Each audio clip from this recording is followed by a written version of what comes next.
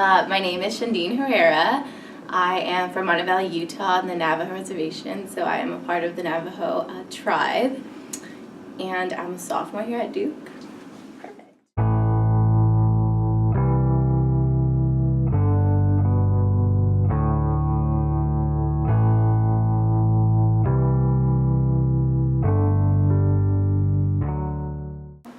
Hi, my name is Gabriela Asturias, and I'm from Guatemala.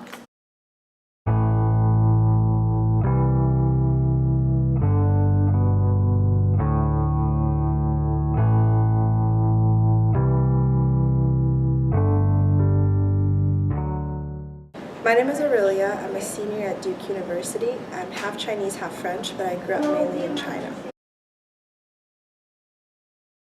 When someone is sick, they're usually taken to a medicine man, and he performs a ceremony, and it's usually based on, what type of illness they have.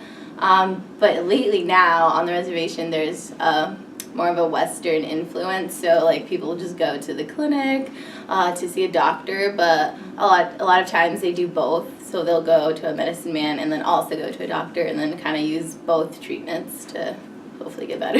That's cool. It would depend on the specific physical illness. Mm-hmm.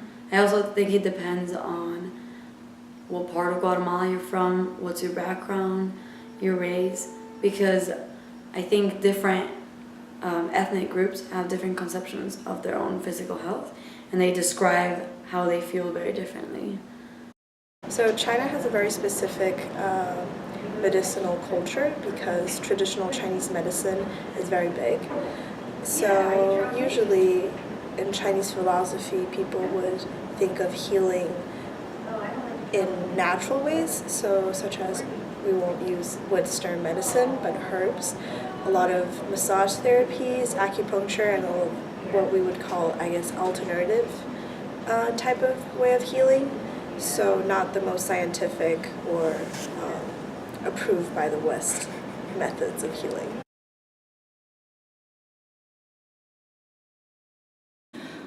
So on the reservation, HIV and AIDS is kind of rare, so there is a negative stigma to it. But there has been an increase of cases. I know that the Indian Health Service released their case studies, and in 1999 there was about 10 cases found on the reservation, and in 2012 there was 47. So there has been an increase. Because it has such a negative stigma, a lot of people who may have it don't seek help because they don't want people to know, because it's such a intimate community that a lot of times people who work in the health service are relatives, so they don't want people to know they have it. And there were even cases of men who go to seek help, but it was too late and they couldn't receive the proper treatment. 1 in 2 Guatemalans are ashamed of having HIV. 1 of 2 Guatemalans feel guilty, and 1 of 3 Guatemalans blame themselves for the disease. I think AIDS and HIV in China, even today, it's still a very taboo subject because it's related to sex, and it's really not a topic that's very openly spoken of. And I believe the general population knows very little about it. People will try to avoid those who are thought to have AIDS because the way how this disease is transmitted, it's not very well educated in the populations. Because we're kind of isolated, a lot of times the blame is put on Navajo men who move off the reservation and into cities and then bring the disease back with them.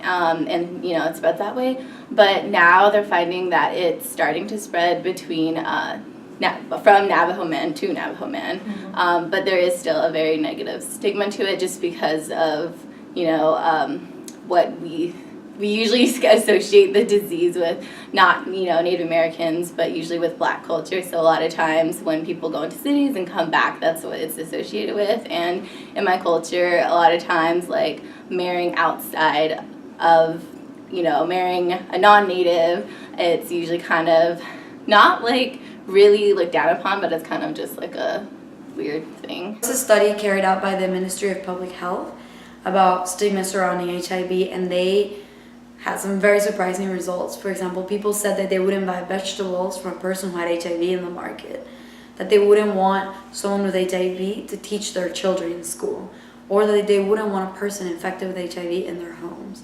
Readings or my exposure to like Western culture, it's always been stigmatized to be a disease within the gay community.